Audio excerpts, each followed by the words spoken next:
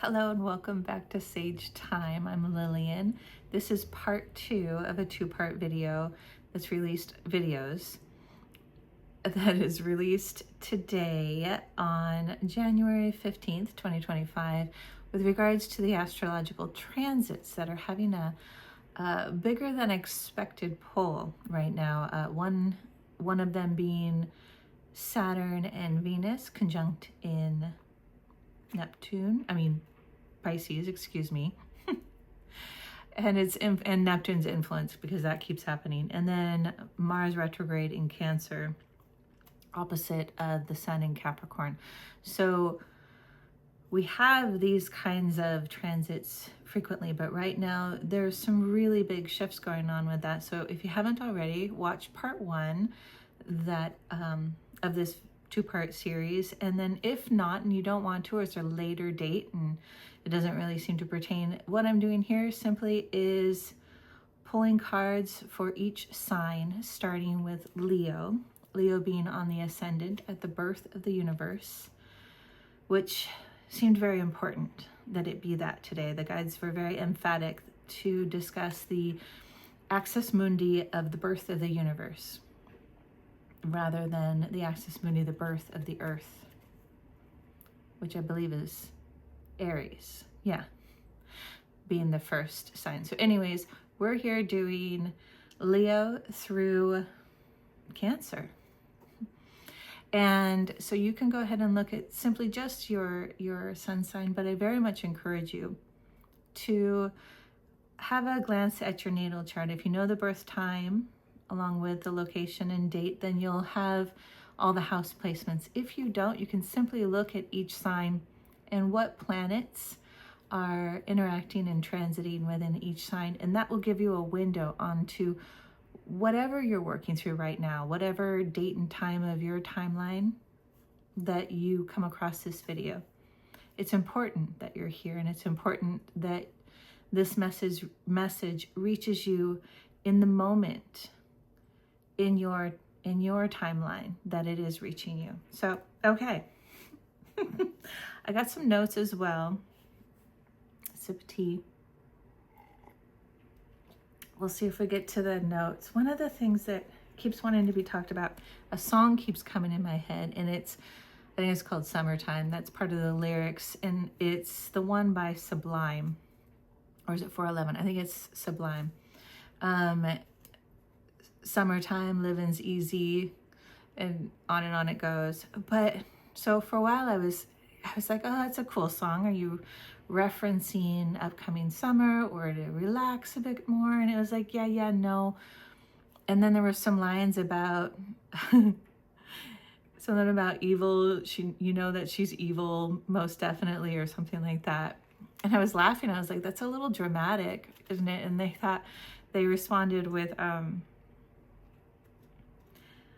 sometimes we have to be dramatic to get your attention about something else or someone else outside of you or within, but this was specifically outside. And I was like, oh, that's right, because they will give me songs to help me click in when somebody's pushing their thoughts or energies, projecting their thoughts and energies, shadows, whatever, onto me. And so paying attention to those signs or those songs that I'm getting in my head and the parts that they're highlighting in a dramatic way, and then feeling into the signature each time that comes up, that will help me know who I'm dealing with. That doesn't really matter as much as what I'm dealing with, so then I can turn my awareness in on it and with it and work with it, or give it that sacred no that I discussed in the first part of these 2 videos. So let's start with the sign of Leo. I'm using the Shadowscape Companion Tarot. So, working with the energies that are presented to you right now. And in the astrological sign of Leo, I'm being told to ground. Open up all the channels, all my vertical channels. There we go.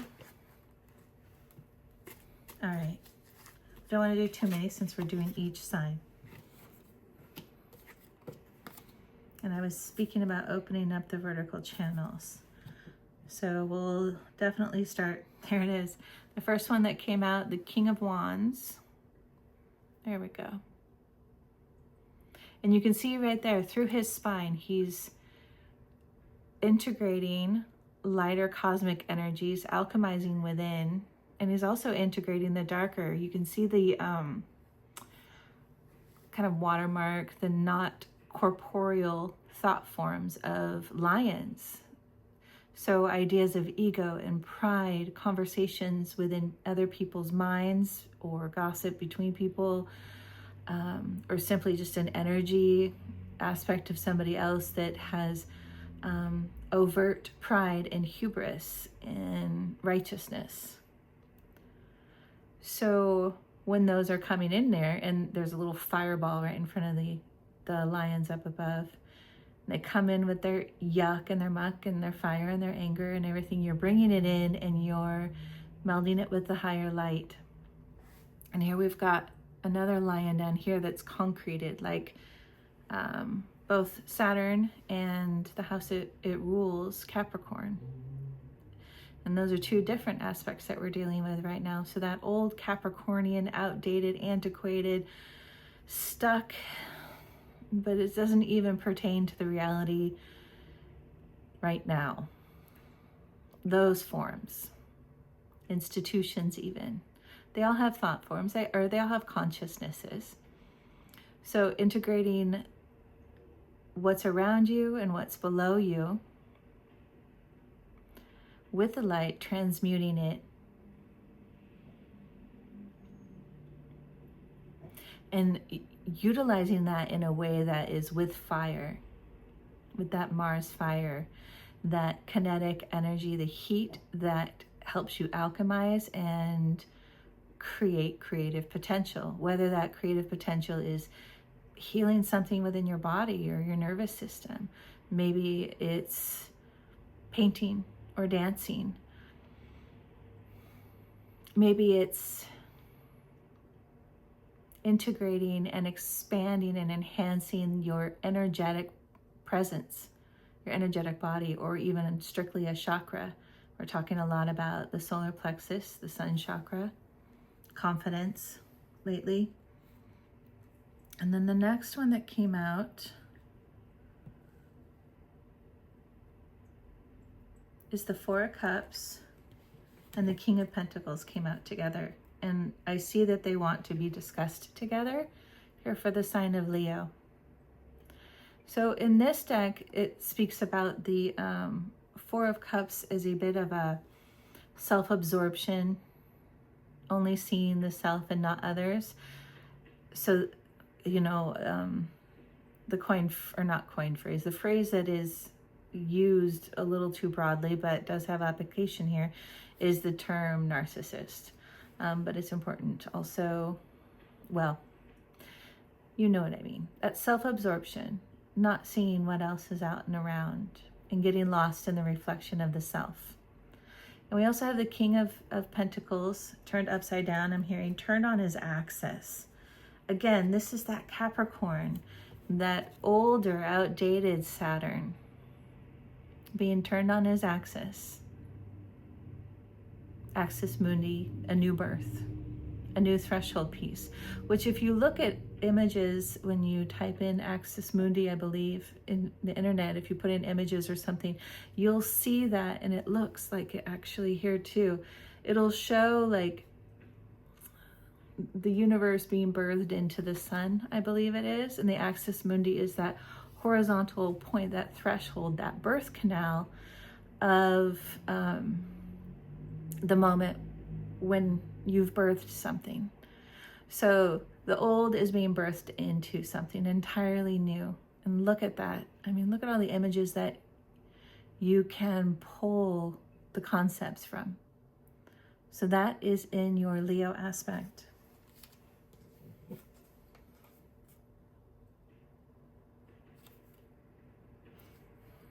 I was wondering, because I didn't really get to a point with the Four of Cups. I don't think. What I really was hearing was that when you're working with that kind of energy, because you're integrating it and transmuting it, there's a reminder to consistently have a feedback mechanism that brings your attention to making sure certain things that you've been transmuting completely were transmuted and released as appropriate. Because if that narcissism or catfighting, gossiping, different types of things, or oppressive, all the different things that you've been transmuting, kind of, I'm seeing little like in pipes, that septic pipes and so forth, if there's little cavities in there, the sediment will get stuck in that, and that can get stuck in the cells of your body too, energetic body. And so create a system to do a full cleanse. Get in those little nooks and crannies and crevices. Okay. Yeah, I'll keep mixing them in. All right, so now we've got from Leo, we go to Virgo.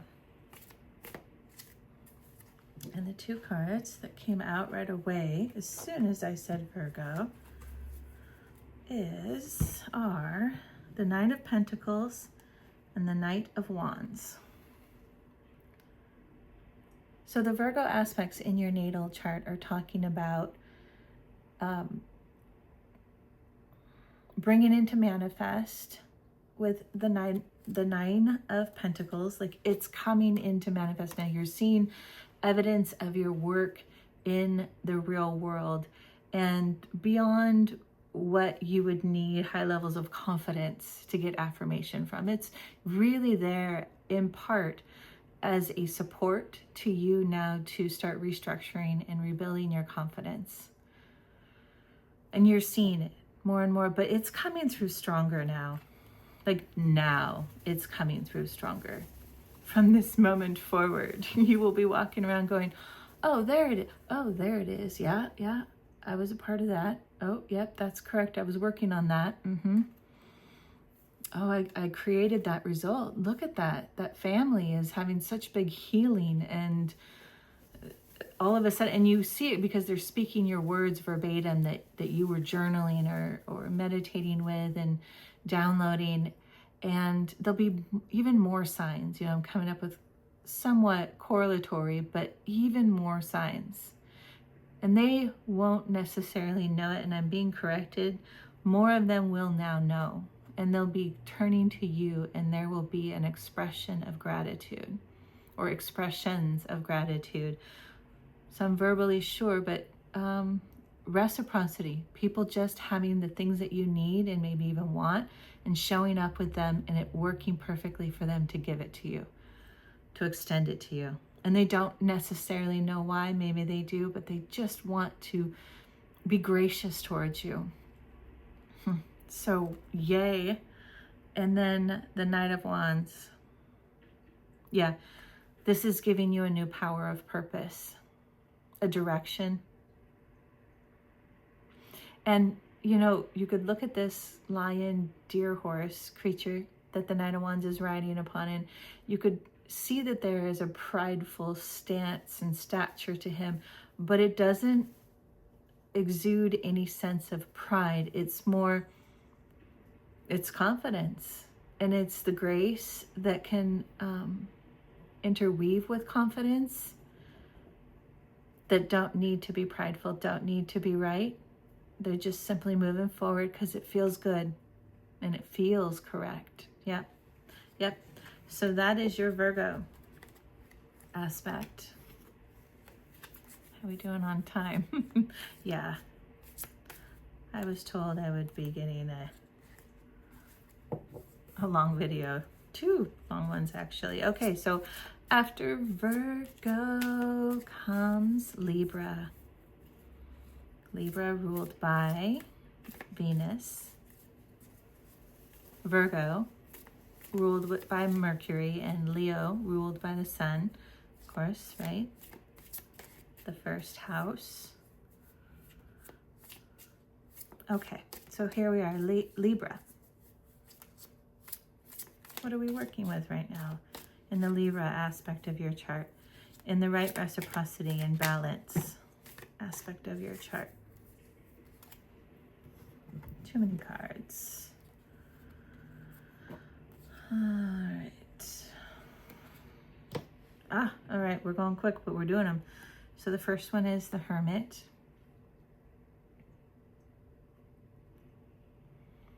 And here you are on your own. You're in the world, but not of it. You're above it, but you're also isolated. So there's no sense of like better than thou, hubris. And then Queen of Wands and the Wheel of Fortune came out together. And this particular Queen of Wands,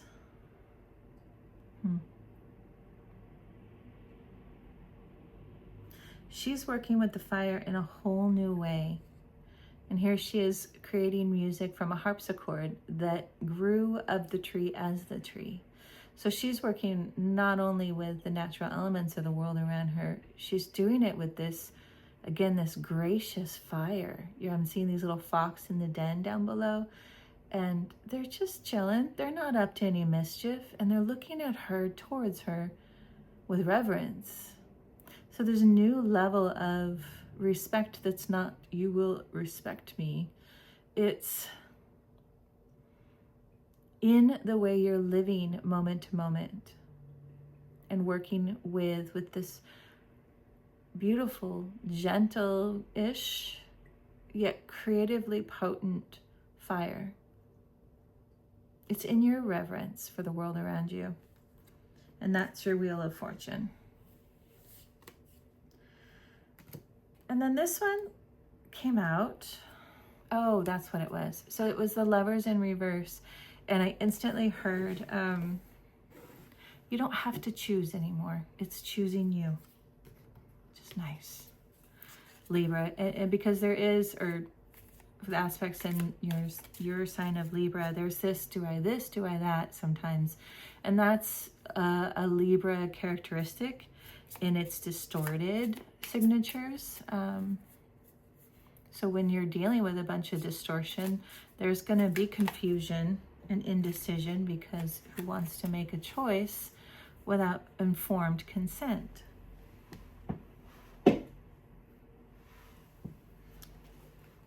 So here we are. Oh, I didn't even get into the next sign, so we won't do those. So after Libra comes Scorpio.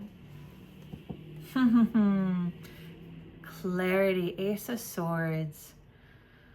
There's clarity, there's an integration of dark and light, and there's a beautification of both, bringing them together. Those depths and dark spaces have created all the little metamorphosized butterfly symbolisms woven within your creations. There's still, it fades out of detail, and then there's still some detail at the core root of it.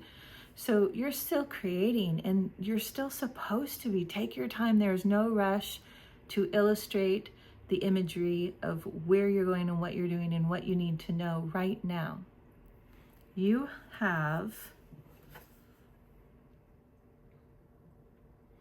everything you need to be at the place that you are in the moment that you are. And you're kind of just riding the river right now. It's summertime. Living ZZ, you are on the lazy river with your big giant tube, floaty tube, and you're riding it, and you get to. It's not because you're lazy. You get to. All right. Think that's for the Scorpio. Now we move to Sagittarius. Boom, right away. Ace of Cups, the Devil upside down. 14. Yeah, right? No, 15. And the High Priestess. Dang. All right, Sagittarius. Ace of Cups. So we've moved from the swords, the air element, to the water element. We're back to the water element. And our Sagittarius aspects like to travel from what's apparent to what's unapparent. Just like with the layout of the planets and how astrology relates to that. What? So much is coming through. Okay.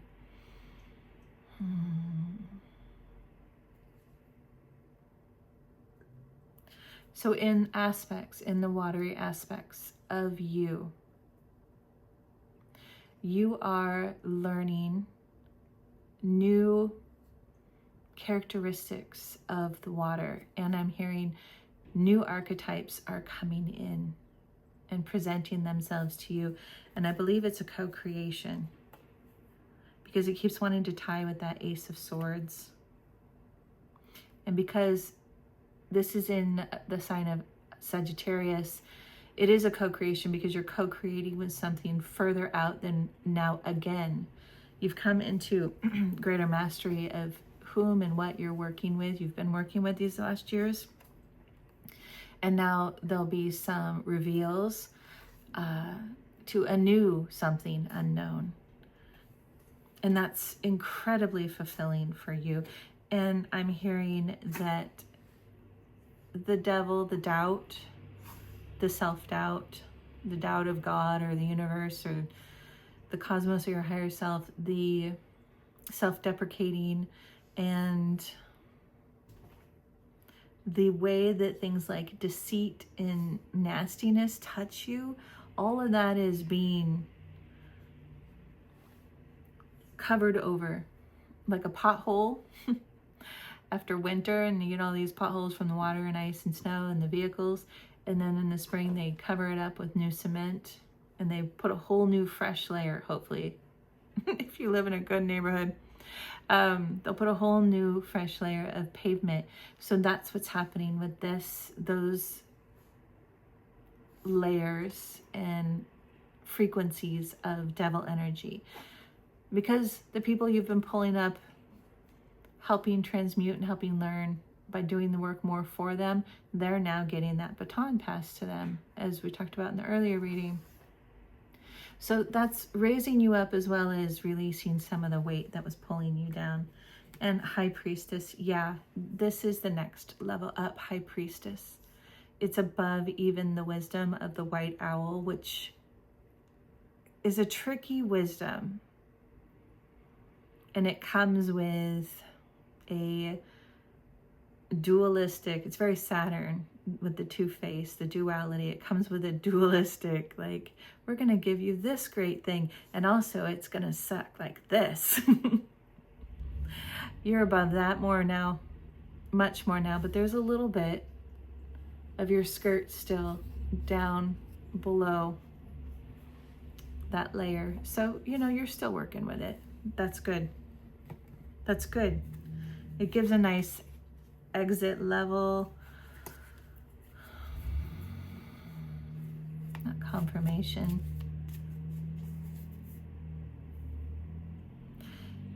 It's like, it's one thing to graduate and just know you graduated from something great. And it's another thing to graduate in the 3D realm with a degree that says you have mastery in medicine or law or environmental sciences. And that specificity, not only, you know, you don't go out and shake hands with every person and tell them, but they find out quickly enough, just as they do with you. There's a specificity coming in with who you are and what you do. And again, it's not necessarily something that you'll shake hands with every person and tell them, but it's known. It's known, even if they can't articulate it themselves. Okay, so that was wrapping up the sign of Sagittarius. Now, we move to, Capricorn. Oh, Capricorn, are you getting a makeover? I mean, Pluto did finally leave. Yep.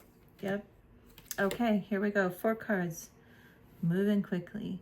So the sign of Capricorn, all that old, outdated patriarchy that we were discussing, you know, Saturn is great, and it's really important to have duality and restriction for certain things, to have governance and rules and regulations. But at some point, they can get too rigid, and they do always outdate themselves because we're always evolving and growing. And so that's what's resulting from that in your sign of Capricorn is that King of Swords. This particular King of Swords, like all of them really, but he's really, really good about this. He's sitting there and he's pondering and thinking of all the things that he's dealing with those who are doing well and right and those who aren't, and how creating consequence for those who aren't hurts also those that are, and playing the timelines through if he doesn't do anything or if he does too much. So he's lived 1,000, million lifetimes of timeline consequences. He's lived them, even as he's only been walking through one timeline, he has been walking and internally interpreting these other timelines and knowing as he goes what the different decisions, what consequences and what benefits and what long-term sustainable results happen. And so now the King of Swords walks in such a way where with each step, he's seeing the timeline many, many steps ahead. So he knows how to correct and make corrections in his timeline. And so he knows how to command his people as the King of Swords, when to bring in those consequences associated with Capricorn, those very physical world consequences.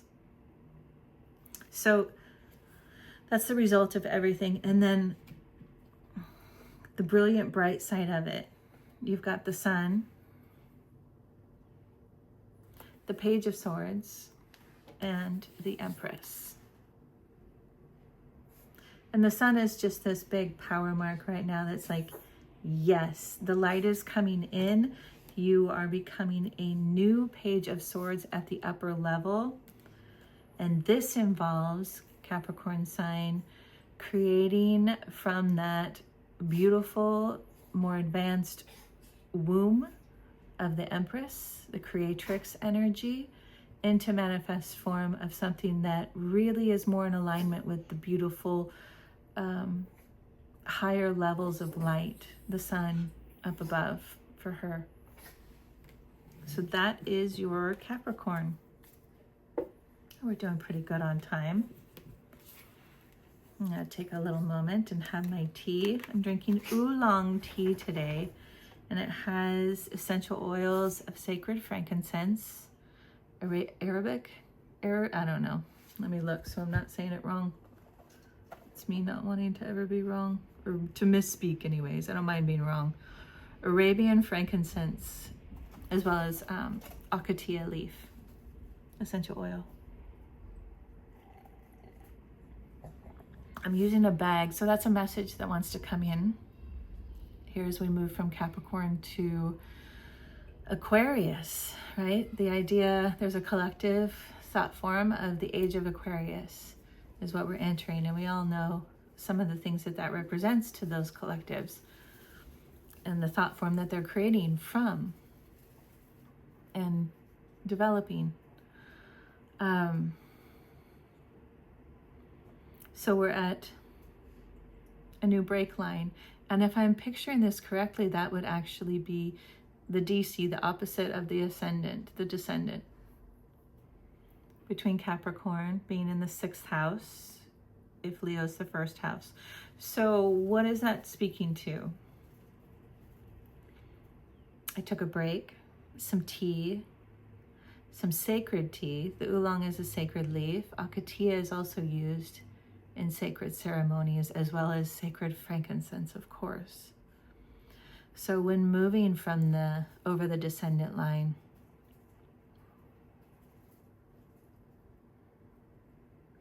moving into this new age of Aquarius, these sacred times of pause and connecting with the earth medicine, because as much as we are cosmic, we must also connect in exclusivity in a way, or focus with the material realm. And particularly, in my preference, the organic, the carbon-based material realm, our natural world, our 4 elements, 4 directions. Connecting with the plant medicine. Paying reverence to the spirit ancestry, of course. And also really connecting in that heart space, that same portal that brings us up to the Pisces cosmos of everything. Connecting in that heart space portal to the physical plant leaves, the physical akatia or sacred frankincense resin. And simply being with what it is more in the now. You know, if I'm drinking a bag tea, because it's one of my favorite combinations. And I can sit here and I can look at all the elements, right? The leaves, and even just get a glance and just present my presence to it, being with it and feeling that exchange right then and there. Knowing and trusting that I'm in right reciprocity because I know who I am. And that is somebody, when it comes to exchanges, when it comes to currency, I am somebody, and I can trust this 100%, that hurts and aches if I were to take too much, if I were to unjustly harm somebody.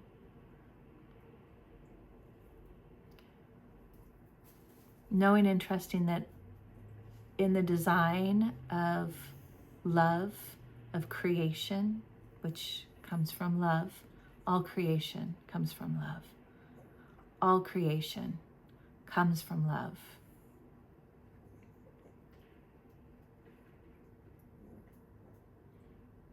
Just keep moving past all the, but what about this and not that and not that. Keep moving deeper.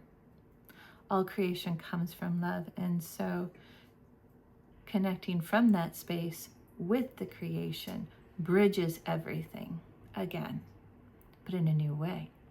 All right, so apparently that's the age of Aquarius. One of the interpretations anyways. All right, Aquarius, the sign in your chart, its placement, any planets, points, transits. I've got the 6 of Cups. I love the 6 of Cups. And I think in a way it speaks to what I just said. So in this 6 of Cups, there's a little girl on this side and she's having a tea party. I don't know if this is focusing very well. With her stuffies, very physical, real world things. But all around her are all these fae, and they're enjoying the tea party with her. They're participating.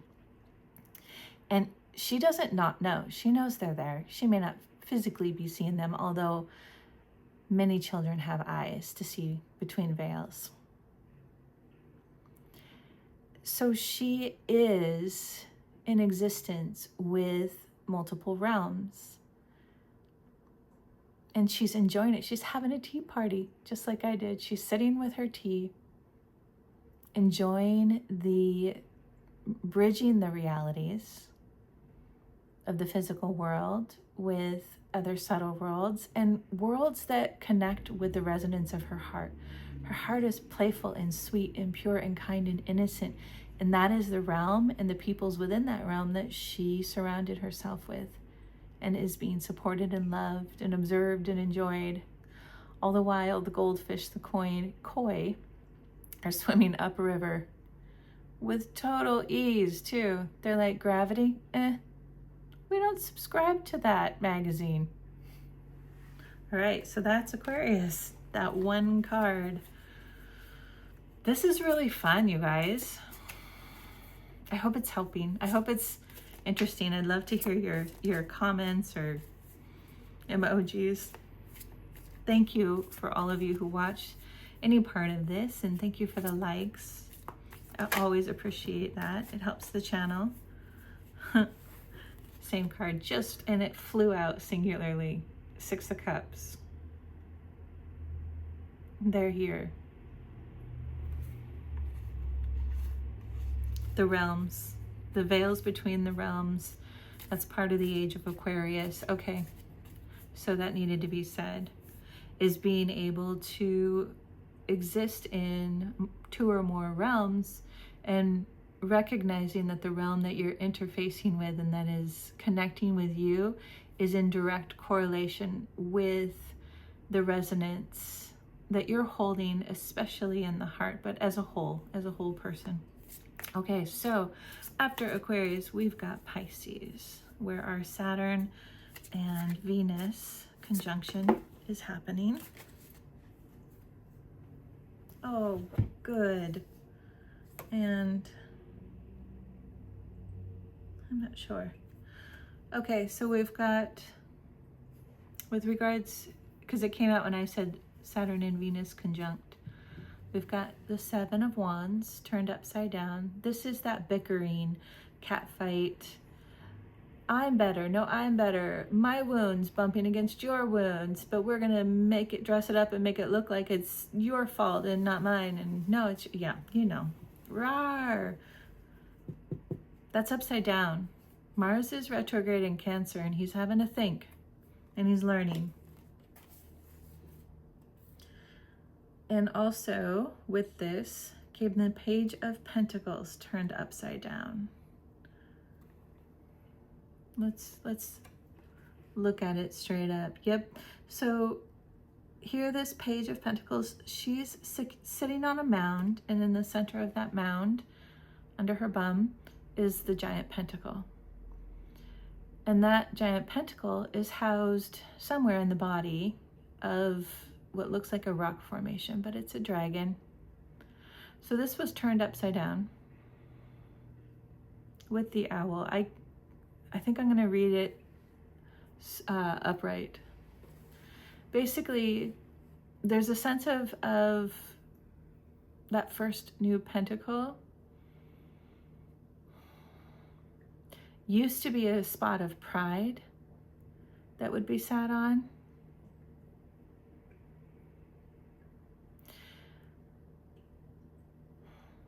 That things were the way they were. That this mound of rocks that's actually a dragon, just well camouflaged, was just a mound of rocks. That's what it is. And there's this new recognition that what we think is true, because we have all the evidence that there is to have evidence to state and know that this is true. I know now that there's always something more to it. There's more underneath and underneath that and underneath that. And as a whole, it's something entirely different. It's this incredible opalescent, or not opalescent, just multiple color dragon. It's a mystical creature. And the owl is sitting there saying, the owl is sitting there saying, yep, I told you. Yep. Not I told you so, but yep, we had this discussion. And you're like, oh yeah, I was that guy. I was that girl that was like, you don't know, because I know, because I've learned. So it's something that now you know better, that hubris. And that's a Piscean thing, a lower octave, because you can know so much and be like, I went through more than anybody else and I learned more. And yeah, I mean, that's true, but there's always more. So it doesn't really make you right. It just makes you an authority on what you know. And that's good. Claim that authority, claim that confidence. And also, there's no longer a need for that feeling of, oh, they don't see it, they don't get it, because they still see a mound of rocks, not a dragon. And they won't hear that it's anything else. And now they're shaming me and judging me or whatever. That's the wands, that cat fight turned upside down. And then getting caught up in it. None of that's happening anymore. That's behind you and below you and done with you and you it. So, haha, Pisces aspect of charts. Now we're looking into Aries, and that flew out as I said Pisces. So I am going to go back to this and say Aries. cards want to speak before I get there. Ah, how very Aries in our chart. So Aries is the, can be the cart before the horse, that intense energy. Mars just wanting to, I want what I want and I want it right now. And I'm just going to say things before I step, before I look, before I know. Okay. But now Aries is talking about this.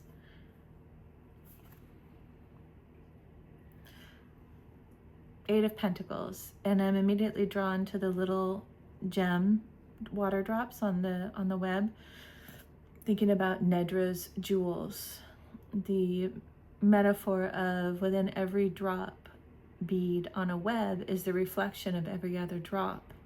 So you've got a few of those now. So you have enough now, Aries, the Aries aspect in your chart, to know that there's many ways that you can weave this web, and that you'll always be feeling into how to create balance. It doesn't need to be perfectly symmetrical all the way around. You know how to work with the landscape and the curvatures, the natural twists and turns and features, as well as challenges. You know, maybe one of the branches you're connecting a piece of your web to breaks, and so you rebalance. But you know how to do that because you know, with all those little Nedra jewels, all those little mirrors, that it doesn't matter which storyline where it takes you and where you go, you know there's so much to learn and explore and discover within that. And that puts your Three of Cups in reverse. Okay. And it's in reverse because it's simply saying that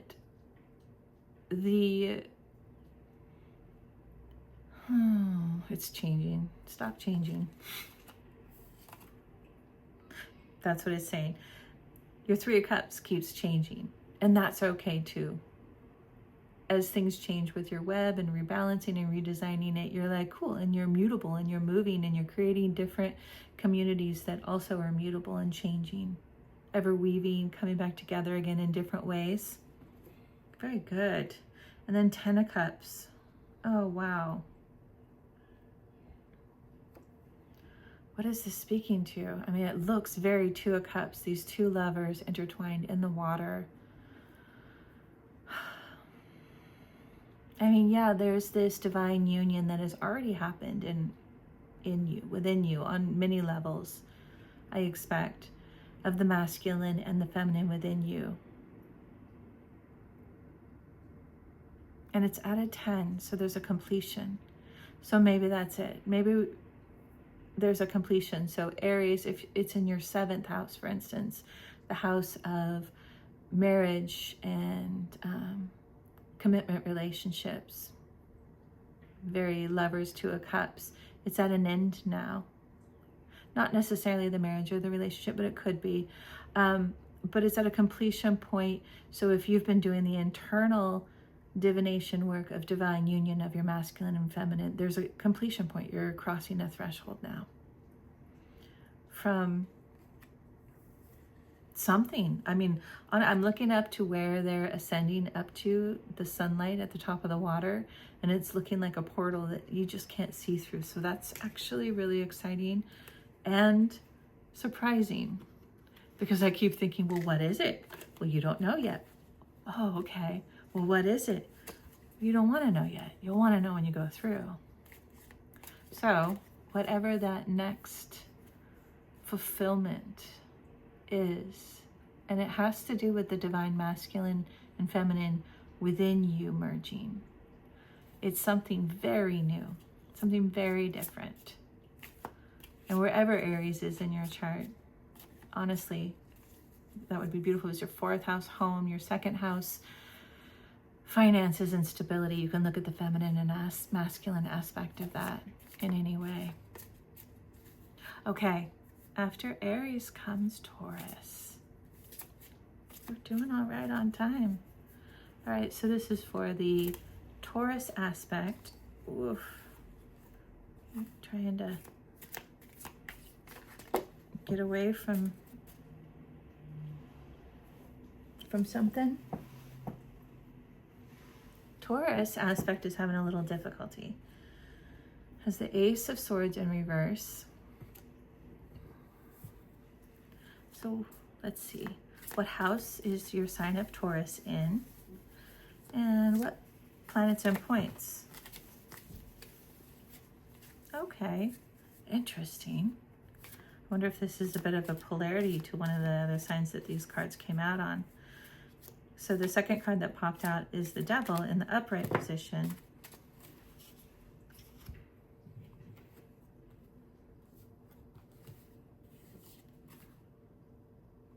Okay.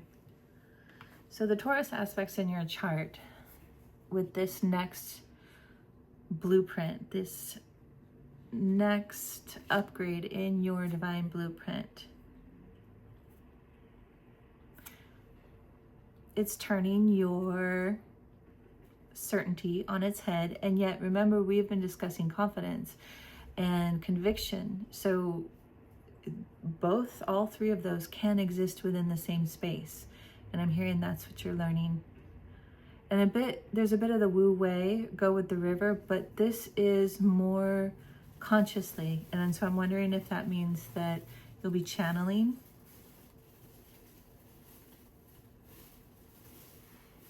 With more clarity. So I'm hearing discernment.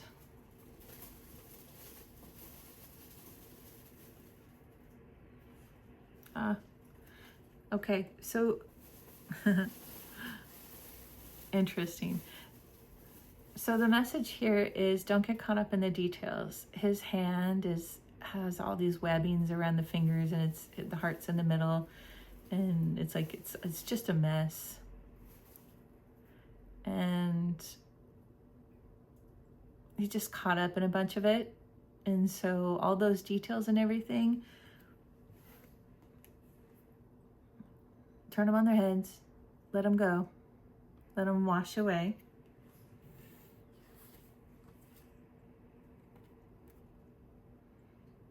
Nice. And the Knight of Swords. You can move forward bravely and confidently, even without knowing. Now, the Knights generally have this sense of purpose. There's a bit of a first stages of the prodigal son or the hero's journey or the prodigal daughter, out to learn the world and the knowledge of the wisdom of the world. And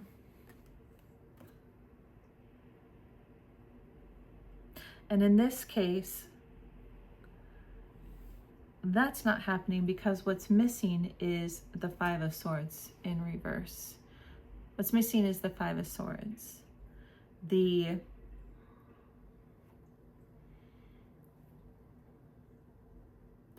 This betrayal and that betrayal. And, you know, the Five of Swords has his dark swans, his shadow swans, carrying bloody swords from all the battles of betrayal and just battles. Nobody wins in war. And that's on in reverse now. So you're not carrying that with you anymore. It's a different, less weighted down mentally Five of Swords. And again, reiterated with the Eight of Swords in reverse.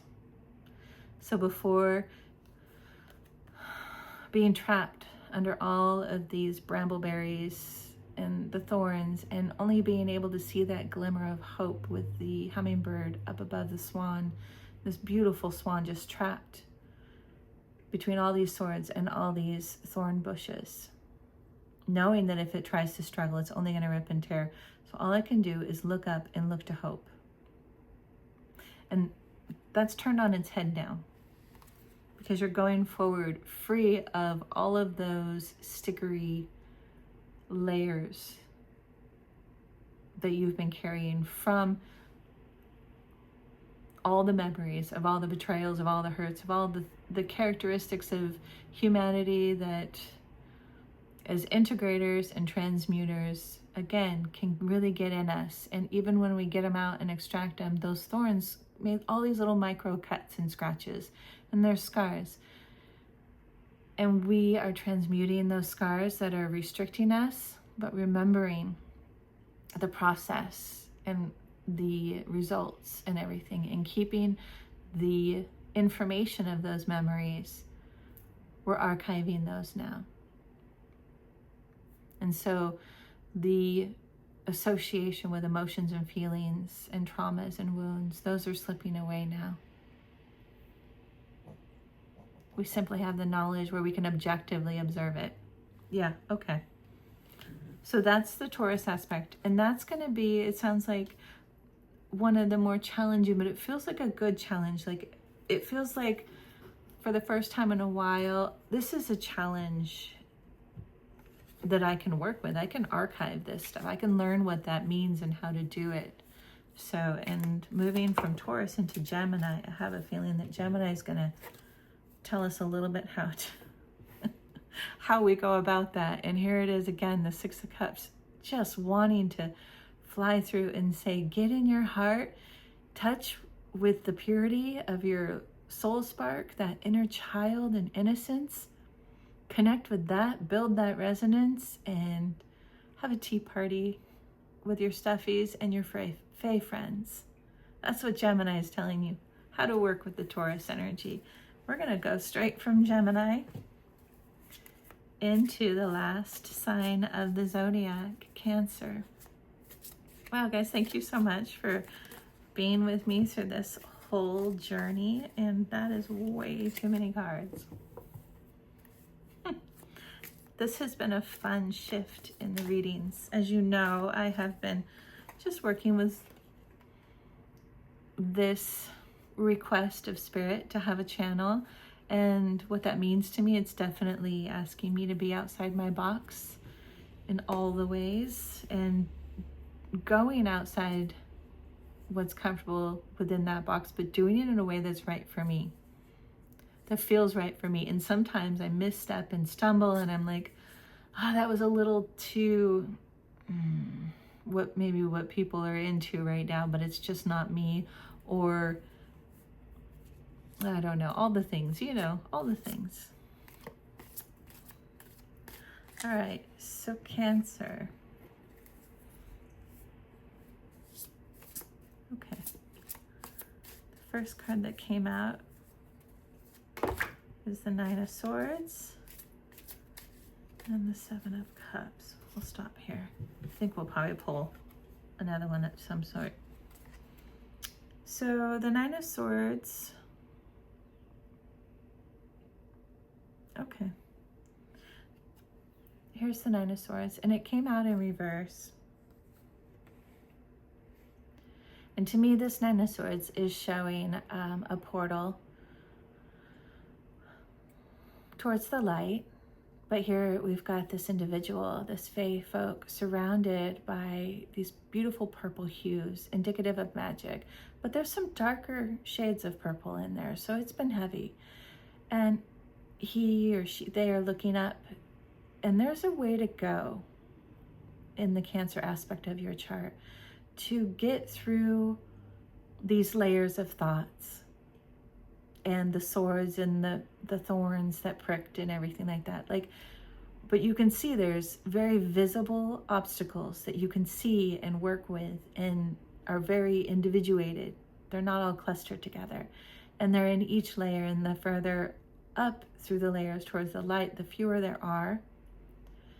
So this, again, it's very doable. And so for those Cancer parts of us that are working with the water, and we're working with the air, the thoughts and the cutting words and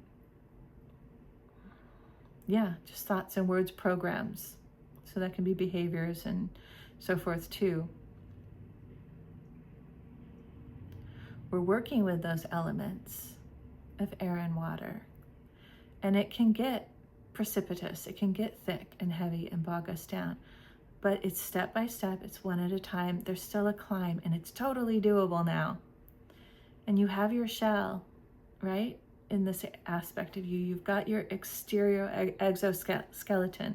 I'm hearing that's you've been building up your spiritual shell, your spiritual protection, much better now. This is what the sacred knows that we keep talking about with tomorrow and the next day's transits.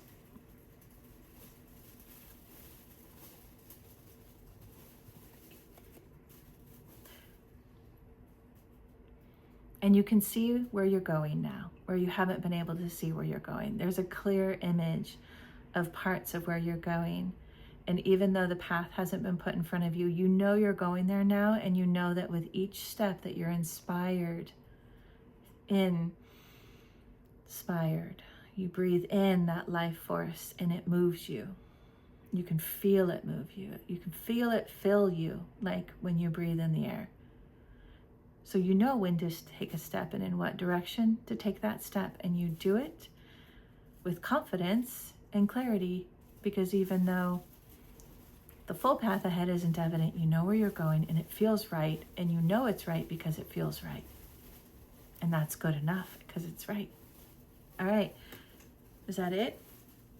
That's it. That's all 12 signs. And let's do one more card to close out from the Beyond Lemuria deck.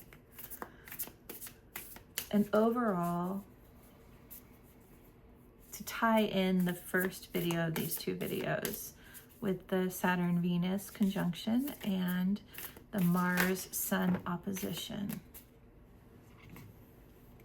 So when you watch that first video, you'll see the other ones too. Crystal Keys. This is a new card for me.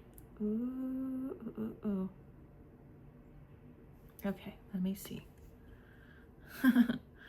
There's these black and white shoots coming from the side, and that's the collective consciousness. Black and white, it's this way. There's still lots of duality. Your hair is still in it, but your crown is fully open to these higher, beautiful transmissions you are both giving and receiving. Yep. With all these little bubbles that have these light codes in the bubbles. You're learning so many languages, you don't even have to learn them. You're simply doing the dance, moving with the correct rhythms, creating a cadence. I spoke about this earlier today. Yeah, I'll just go ahead and mention it. With Waldorf schools, they don't start officially teaching math and reading until the age of 8. And the reason why is because the brain is still developing at this just rapid pace through the age of 7. And, you know, right in that 7 to 8 year, it starts slowing down, solidifying more in a way, and being able to work with logical processes much more efficiently, like memorization and things, rote memorization. But prior to that, it's all that right brain development of artistry. But remembering, artistry has a cadence and it has a rhythm. So Waldorf schools will teach their pre-K and K and I think first and second grade, or first up to first grade, through first grade. They teach math and reading and writing by telling stories and by baking bread and soup every morning, by playing outdoors constantly with natural things, by learning many different foreign languages, music. So again, you know, there's so much math in music and so much to learn by simply just learning other languages, immersion style, sitting in a circle and learning it, right? These kinds of things. So you have been learning the same way. Your brain was broken open and given a huge reboot. And you have been learning all these languages and all these expressions and ways of understanding and learning, as well as concepts, by not putting them into these three-dimensional or linear frameworks. And that is what is making you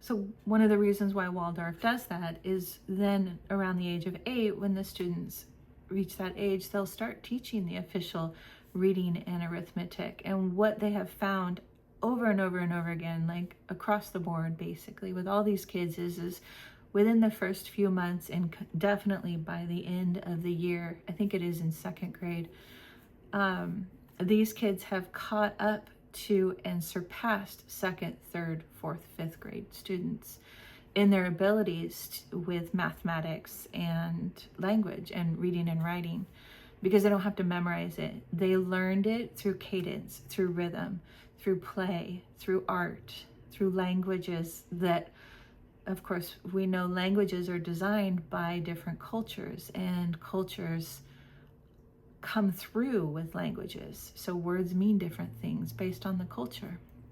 And these symbols each mean different things based on the culture that don't transcribe necessarily to another culture or another language, because they have an entirely different concept and interface and creation lifestyle. And that's all based on many different factors, right? So, wow, that's an incredible summation of everything we just spoke about. The first video of these two, and I think I'm going to leave it there because I believe we could go. I'm seeing right here this little, it looks like through the camera, it's a little thing of crystals, but it reminded me of the Emerald City. So that being beneath her face, the Emerald City at her chest, her heart chakra, her core. There's some symbolism in that for you. All right. I hope you enjoyed these videos. I have loved making these 2 videos today and going through everything in a different way, with a different approach and having different things come through. Thank you for being here. Thank you for engaging. And again, your likes and comments always help the channel. It's a wonderful way to reciprocate.